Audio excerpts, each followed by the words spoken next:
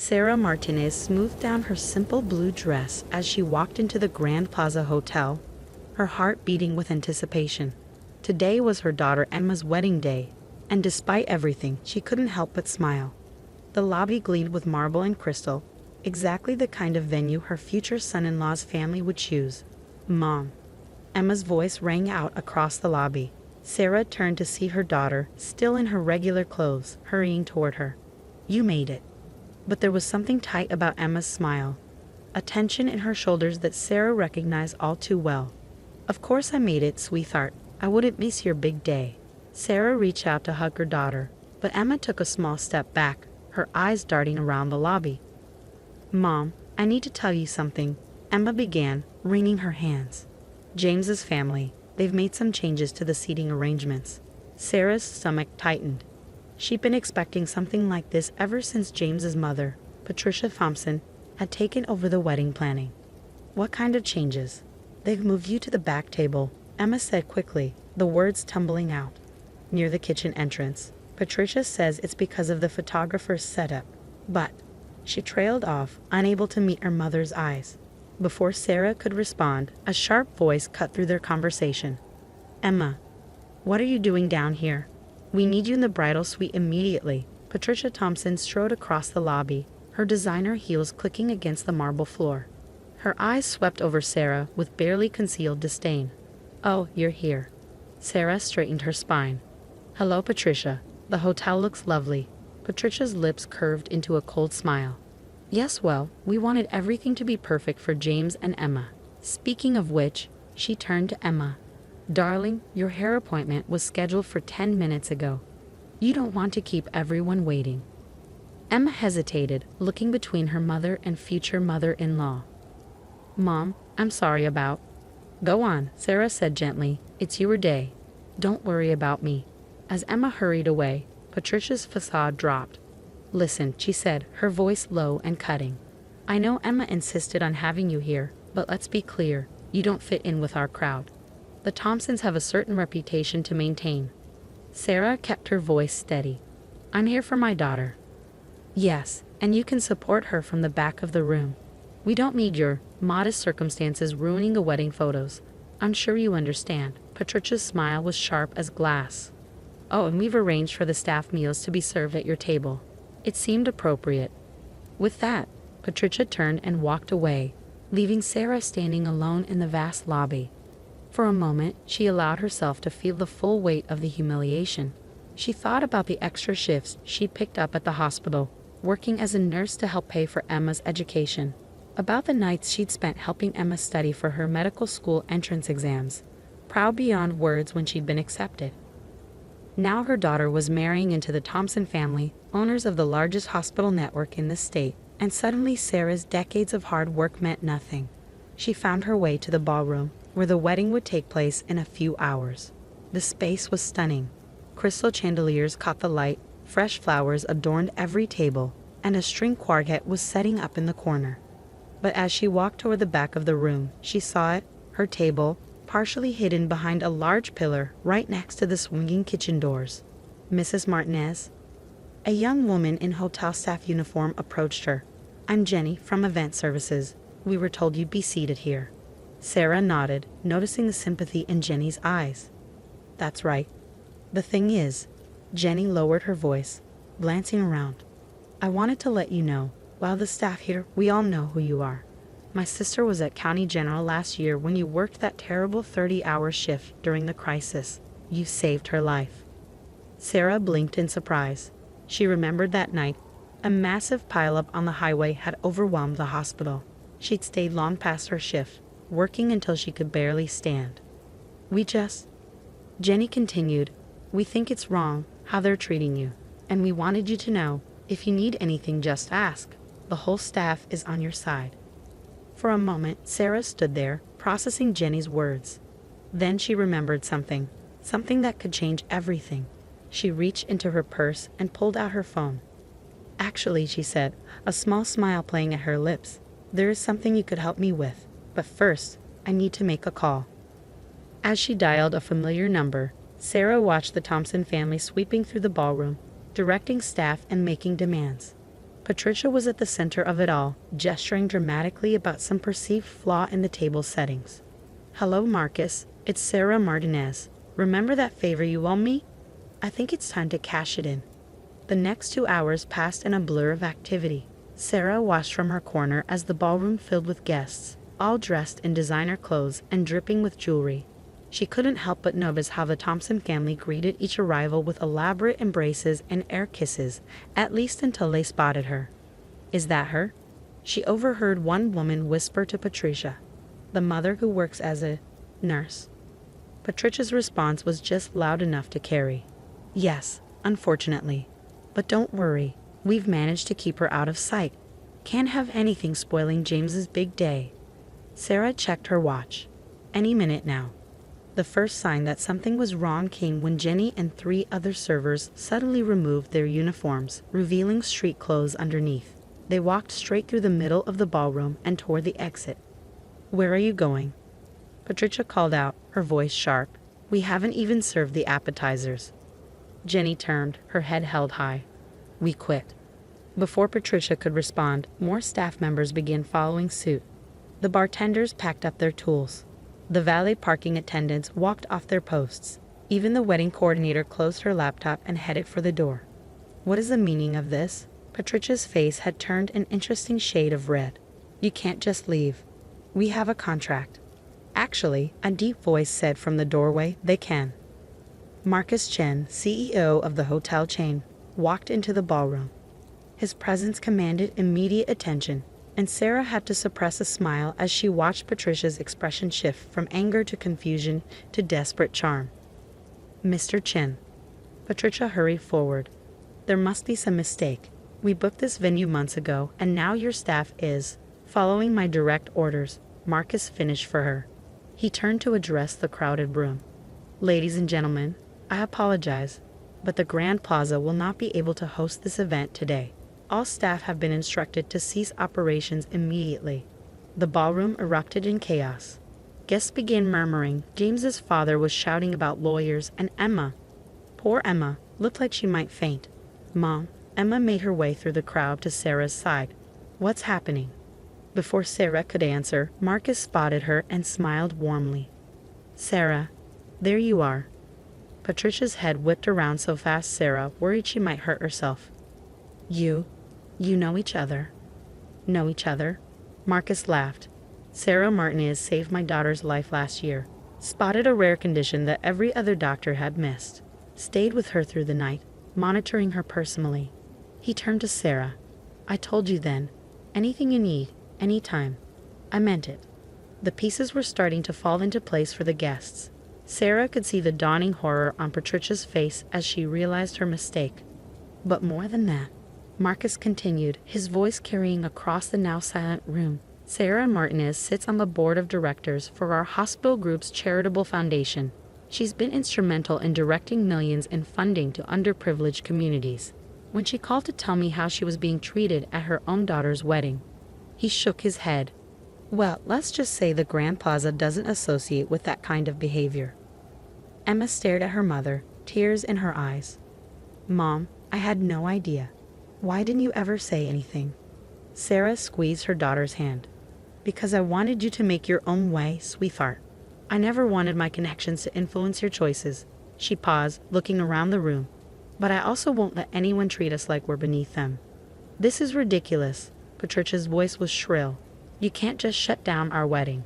Do you know how much we spent?" "Oh, I'm not shutting it down," Sarah said calmly. She nodded to Marcus, who gestured to the staff waiting by the doors. They began wheeling in new serving carts, and fresh teams of waiters entered the ballroom. "I'm taking over." Patricia's mouth opened and closed soundlessly as Sarah continued. "The wedding will proceed, if Emma and James still want it to, but under new management and new seating arrangements." James, who had been watching everything unfold in stunned silence, finally stepped forward. "Mrs. Martinez, I'm so sorry. I had no idea my parents were treating you this way." He turned to Emma. "And I'm sorry I didn't stand up for you and your mom sooner." Emma looked between her fiancé and her mother, tears streaming down her face. "Mom, I'm sorry too. I should have said something." "No more apologies," Sarah said firmly. This is still your day. Let's make it a good one." She turned to the gathered guests. "Everyone who'd like to stay and celebrate Emma and James's wedding is welcome, as long as they understand that in this room, everyone is equal. Everyone is family." The transformation that followed was remarkable. The Thompson family, thoroughly humbled, retreated to quiet corners. The other guests, free from the atmosphere of judgment and pretense, began to relax. And Emma was glowing with pride as she looked at her mother. As the ceremony began, slightly delayed but more genuine than it would have been, Sarah took her seat in the front row. Jenny, who had changed back into her uniform along with the other staff, caught her eye and winked. Sarah smiled, thinking about how different this day had turned out from what she'd expected. Sometimes the best revenge wasn't about getting even. It was about standing up and showing your true worth. But there was still one more surprise in store for everyone. As the reception began, Sarah watched the transformed atmosphere with quiet satisfaction. The string quartet played softly in the background while guests mingled freely, the former social hierarchies forgotten in the wake of the afternoon's revelations. Patricia Thompson sat at a table near the kitchen doors, the very one she'd assigned to Sarah, looking thoroughly deflated. Her husband Richard kept checking his phone, no doubt trying to assess the social damage of the day's events. Sarah almost felt sorry for them. Almost. "Mrs. Martinez?" James approached her table, looking nervous but determined. "Could we talk privately for a moment?" Sarah nodded, following her new son-in-law to a quiet corner of the ballroom. James took a deep breath before speaking.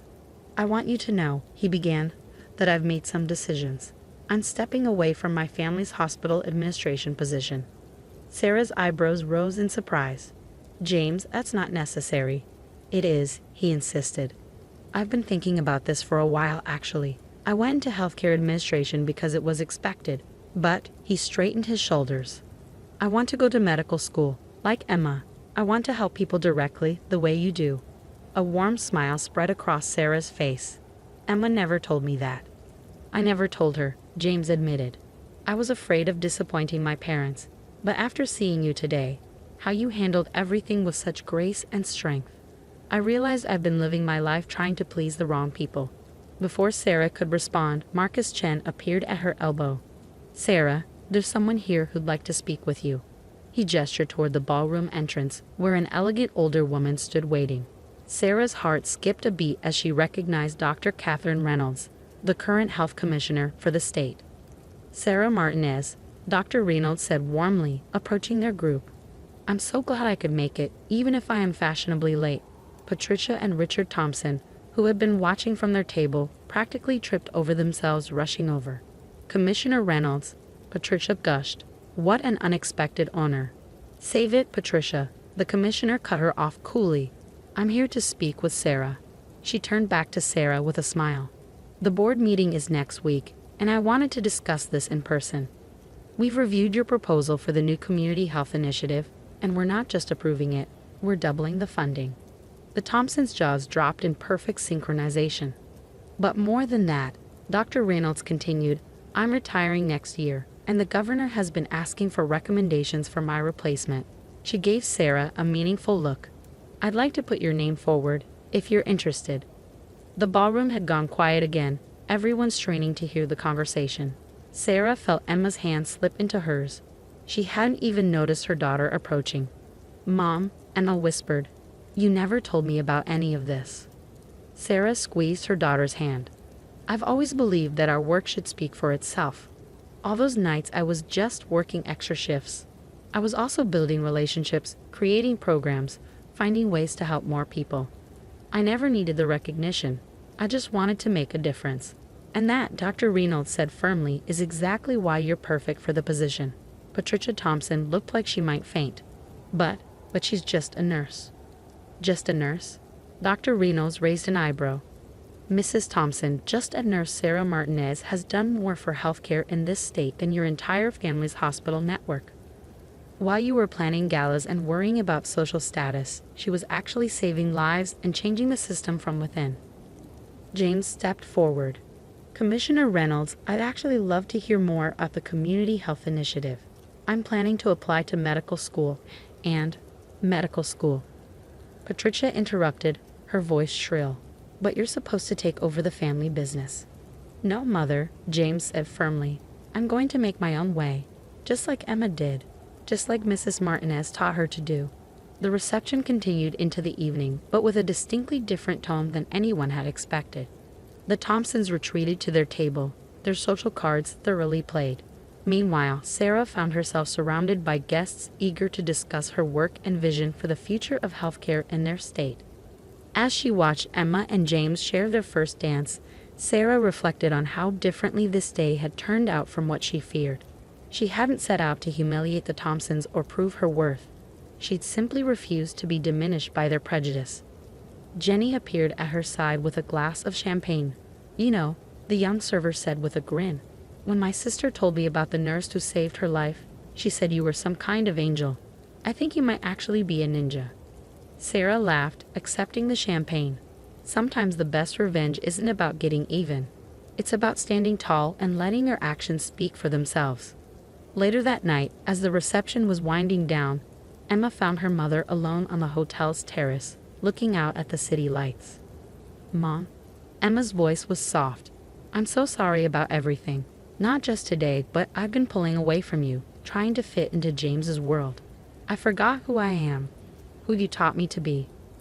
Sarah turned to her daughter, seeing not the bride in her expensive gown, but the little girl who used to fall asleep reading medical textbooks because she wanted to be just like her mom.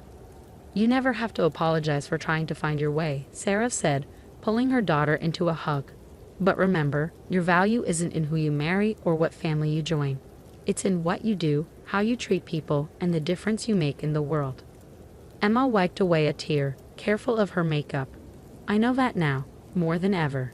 She paused, then added with a small smile, "Health Commissioner Martinez." Sarah laughed. "Let's not get ahead of ourselves." "Why not? After today, I'd say anything is possible." As they stood there, mother and daughter looking out at the city together, Sarah felt a deep sense of peace. The Thompsons had tried to put her in her place, not realizing that she had built her own place, one of respect, dignity, and real accomplishment. The next morning, Sarah's phone buzzed with a text from Marcus. "The staff can't stop talking about yesterday. You've become a legend at the Grand Plaza." Sarah smiled as she typed her reply. Sometimes the best revenge isn't revenge at all. It's living your truth and letting others learn from it.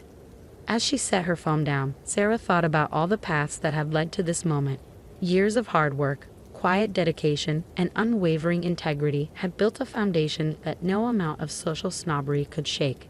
The Thompsons had seen her as just a nurse, not realizing that every life she touched, every program she built, and every relationship she forged had created a legacy far more valuable than their superficial status.